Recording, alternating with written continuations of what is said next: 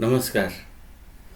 व्यवस्थापन विषय आजको एउटा जल्दो बल्दो विषयका रूपमा स्थापित भइसकेको छ र व्यवस्थापन विषय के हो, व्यवस्थापन शब्दको अर्थ के हो, यदि यो बुझ्न यहाँहरू चाहनुहुन्छ भने आजको भिडियो यहाँहरूलाई निकै नै उपयोगी हुनेछ।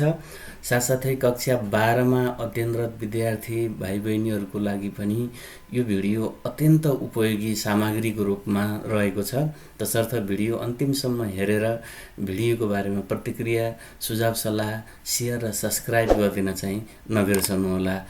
अब लागौँ आजको भिडियोतर्फ। व्यवस्थापन भनेको के हो? व्यवस्थापन शब्दको परिभाषाका सन्दर्भमा व्यवस्थापन विज्ञहरूबीच पनि मतैक्यता छैन।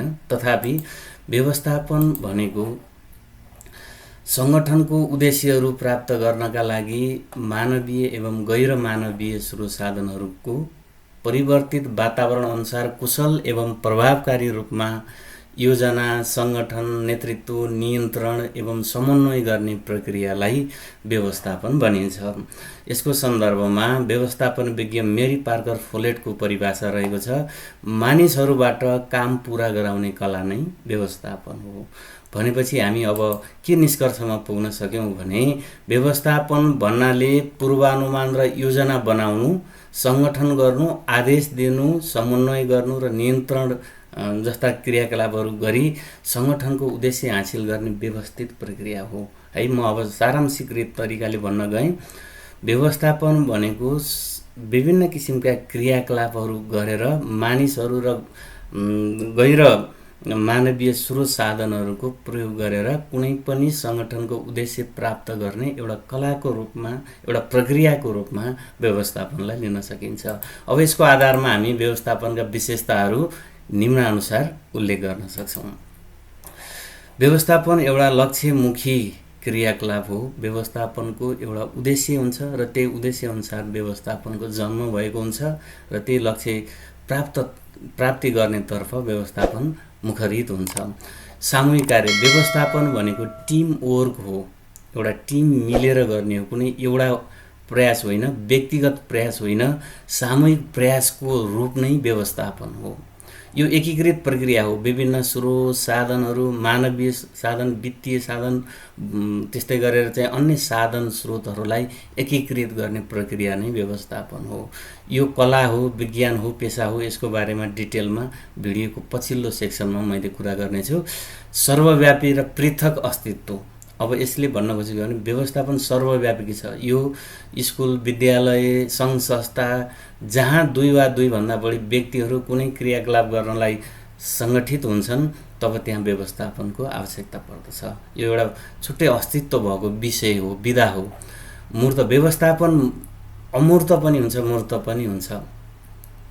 यो बहुमुखी विषय भनेको व्यवस्थापनसँग धेरै विषयहरू जोडिएका हुन्छन्। यसमा चाहिँ सामाजिक विज्ञानका धेरै विषयहरू, अर्थशास्त्र, वाणिज्य शास्त्र, लेखाशास्त्र लगायतका विभिन्न किसिमका विषयहरू चाहिँ यसमा समाविष्ट भएका हुन्छन्। यिनै विषयहरूको चाहिँ यो एउटा एकीकृत प्रक्रिया हो। त्यस्तै गरी गतिशील प्रणाली, यसलाई चाहिँ हामी गतिशील प्रणालीको रूपमा लिन सक्छौँ। यो डाइनामिक हुन्छ, समयअनुसार परिवर्तनशील हुन्छ, समयअनुसार परिवर्तित हुँदै जान्छ। त्यस्तै गरी यो प्रणाली आधारमा चल्दछ। यसमा इनपुट हुन्छ, विभिन्न किसिमका स्रोत साधनहरूलाई इनपुटको रूपमा दिइन्छ। व्यवस्थापनले प्रक्रियाको रूपमा काम गर्छ। त्यसबाट लक्ष्य प्राप्ति हुने चाहिँ हाम्रो आउटपुट प्राप्त हुन्छ। यसरी चाहिँ व्यवस्थापन चलेको हुन्छ। अब लागौँ व्यवस्थापन एक विज्ञानको रूपमा कसरी विज्ञान हो त यो भन्ने बारेमा चाहिँ हामी छलफल गरौँ। सबैभन्दा पहिला बुझौँ विज्ञान भनेको के हो। सामान्य अर्थमा विज्ञान भन्नाले कुनै पनि विषयको क्रमबद्ध एवं सङ्गठित ज्ञानको समूह हो। विज्ञान भनेको के रहेछ त भन्दाखेरि एउटा क्रमबद्ध र सङ्गठित ज्ञानको समूह हो र यसमा चाहिँ के हुन्छ भन्दा त्यसलाई हामी सामान्य सिद्धान्तको रूपमा प्रस्तुत गरिन्छ, जहाँ कारण र प्रभावको सम्बन्ध रहन्छ। विज्ञानले कारण र प्रभाव हेर्छ। जस्तो उदाहरणको लागि बिरालाले बाटो काट्नु र दुर्घटना हुनु। बिरालाले बाटो काट्नु एउटा कारण भयो र बिरालाले बाटो काटेका कारणले दुर्घटना हुनु अर्को कारण भयो। विज्ञानले यो कुरालाई मान्दैन, किनभने बिरालाले बाटो काट्नु र दुर्घटना हुनुमा सम्बन्ध छैन। बरु दुर्घटना त हाम्रो केयरलेसनेसका कारणले गर्दाखेरि दुर्घटना हुन्छ। तसर्थ कारण र प्रभाव खोज्छ विज्ञानले। त्यसैले यी तत्त्वहरू जुन सर्वमान्य सिद्धान्त, वैज्ञानिक अनुसन्धान प्रणाली, कारण तथा परिणाम सम्बन्ध, परीक्षणयोग्य सिद्धान्त, जुन विज्ञानका विशेषताहरू छन्, यी विशेषताहरू व्यवस्थापन विषयमा पनि विद्यमान रहेको कारणले गर्दाखेरि व्यवस्थापनमा पनि विभिन्न सिद्धान्तहरू हुन्छ। आदेशमायिकताको सिद्धान्त, निर्देशनको सिद्धान्त, मास्लोका उत्प्रेरणाका सिद्धान्तहरू, विभिन्न किसिमका सिद्धान्तहरूको प्रयोग हुने भएको हुनाले व्यवस्थापन पनि एउटा विज्ञान हो। तर बुझ्नुपर्ने महत्त्वपूर्ण कुरा के छ भने व्यवस्थापन भौतिक विज्ञानहरू, जीव विज्ञानहरू जस्तो शुद्ध विज्ञान नभइकन सामाजिक विज्ञान हो। ठाउँ र परिवेश अनुसार यसलाई थोरै परिमार्जित गरेर प्रयोग गर्न सकिन्छ।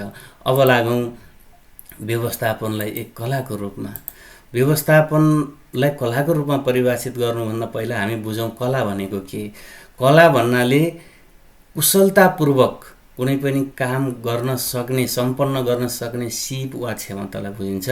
टेरीको विचारमा कला भनेको सिपको प्रयोग गरेर पूर्व निर्धारित परिणाम प्राप्त गर्नु। जुन परिणाम हामीले प्राप्त गर्ने भनेका छौँ त्यो परिणाम एकदमै छिटो, छरितो ढङ्गले र एकदमै प्रभावकारी ढङ्गले प्राप्त गर्नु नै कला हो भनेकी छन्। अब हामीलाई थाहा छँदैछ मेरी पार्कर फोलेटको परिभाषा नै छ, व्यवस्थापन अरूहरूद्वारा काम पुरा गराउने कला हो। त्यसकारणले व्यवस्थापनलाई हामी कलाको रूपमा भन्न सक्छौँ। र कलाका विशेषता के हुन् भने कुशलतापूर्वक प्रयोग गर्न सकिने व्यवहारिक ज्ञान भयो भने बल्ल त्यो कला हुन्छ। व्यक्तिगत सिप हुन्छ कला। कुनै एउटै काम विभिन्न व्यक्तिहरूबाट गर्दा एकै प्रकारको नतिजा नआउन सक्छ, गर्ने तरिकाहरूमा फरक हुन सक्छ। जस्तो ढुङ्गाको गाह्रो लाउने काम कसैले लगाएको गाह्रो चिटिक्क राम्रो हुन्छ, कसैले लगाएको चाहिँ त्यो कला देखिएको हुँदैन, त्यसमा राम्रो हुँदैन, बलियो हुँदैन। त्यसकारणले गर्दा व्यक्तिगत सिपले फरक पार्छ कलालाई। सिपको प्रयोगबाट ठोस परिणाम निस्किएको हुनुपर्छ। त्यस्तै गरी सृजनशीलता पनि कला हो। व्यक्तिगत निर्णयमा भर पर्छ, कला चाहिँ व्यक्तिगत निर्णयमा भर पर्छ र कला हामी निरन्तर प्रयोगबाट चाहिँ सिक्न सक्छौँ। एउटा सृजनशील जन्मजातै पनि होला। जस्तो कसैको राम्रो गीत गाउने कला, त्यो स्वर हुन्छ, त्यो गीत गाउने कला सिकेर पनि जानिन्छ, तर स्वर राम्रो चाहिँ जन्मजातै हुने भयो।